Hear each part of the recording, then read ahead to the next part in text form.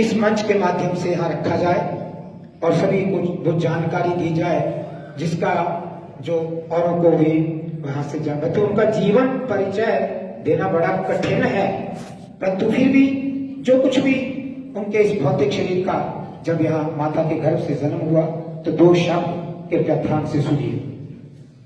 बोले गुरु महाराज की जय,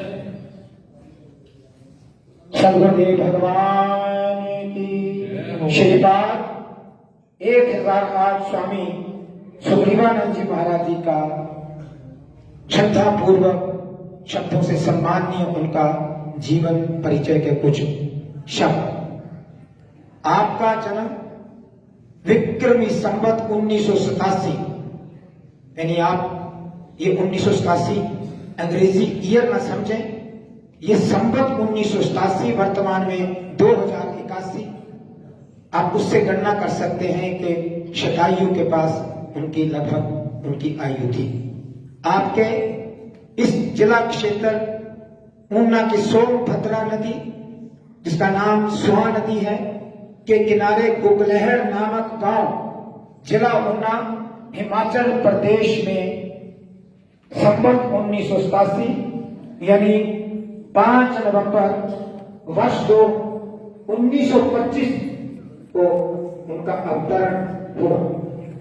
आपके माता पिता बड़े नैष्ठिक, तपस्वी तथा कर्मठ परिश्रमी थे, जिन्होंने ब्रह्मोचित कर्मों का पालन करते हुए जीवन यापन किया।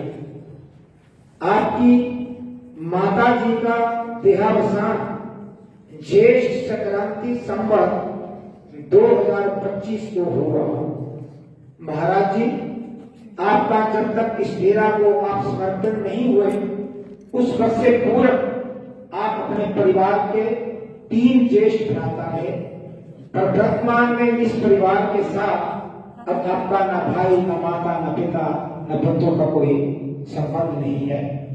आपने अपने जीवन काल में उत्तरी भारत और विशेषतः हिमाचल प्रदेश के प्रसिद्ध तीर्थ स्थान तपोभूमि डेरा बाबा रुद्र के महंत श्री आत्मानंद जी द्वारा जो स्थापित वर्ष 1905 से जो पाठशाला इस विद्यालय में आरंभ की थी, उसी विद्यालय में श्री महाराज जी का अध्ययन हुआ।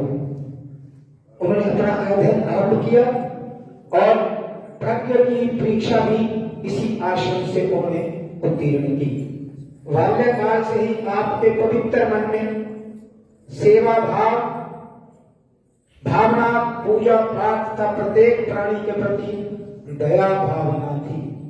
आपके गुरु श्री आत्मानंद जी महाराज जी भली भांति जानते थे इस बात को कि आपका हृदय कितना विशाल है, जिसमें श्री आत्मानंद जी महाराज जी ने डेरा बाबा रुद्रानंद का जो एक नियम पूर्व से आदि गुरु बाबा रुद्र जी महाराज के समय से चलता आया कि किसी भी ब्राह्मण बालक का चयन करके और समय आने पर उसे विधिवत महंत स्वीकार किया जाता है।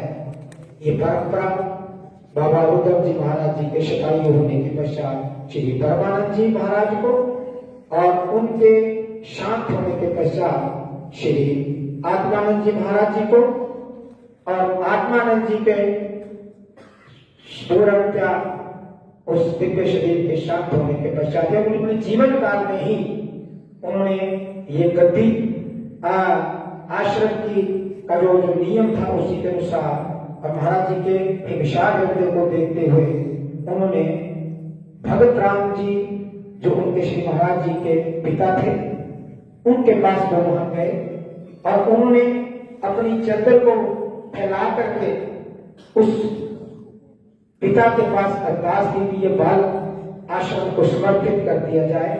और उनके पिता श्री भगत राम जी ने बाबा जी की आज्ञा का पालन करके वो उस बालक को विद्यालय को समर्पित कर दिया और आश्रम में उनको महंत के रूप में वर्ण कर लिया। सन 1952 ईस्वी में ये गद्दी जो आश्रम की गद्दी वो उन्हें सौंप दी।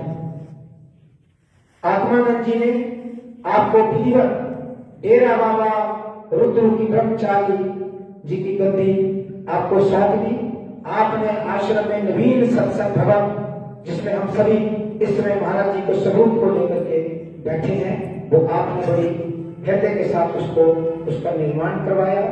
ये आपकी तपोवन का ही प्रमाण है।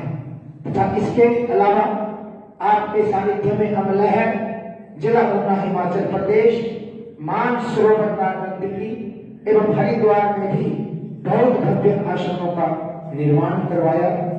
आपने राष्ट्रहित कामना से चारों ही आश्रमों में गायत्री महायज्ञ एवं कोटि गायत्री भी करवाए। आपने विदेशों में भ्रमण करके वहां भी धर्म शिक्षा एवं प्राणियों की रक्षा तथा स्वधर्म पर चलने के उपदेश दिए। महाराज जी का धैर्य यज्ञ करना, अन्नदान करना और शरणागत की रक्षा करना है।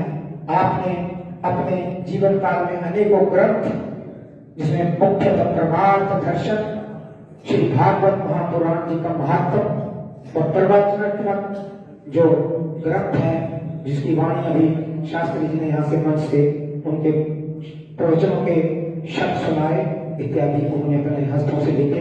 विशेषता डेरा बाबा रुद्रानंद जी का परिचय उन्होंने स्वयं अपने कलम से लिखा, जिसकी जानकारी आज जनमानस को हुई है और हम और आप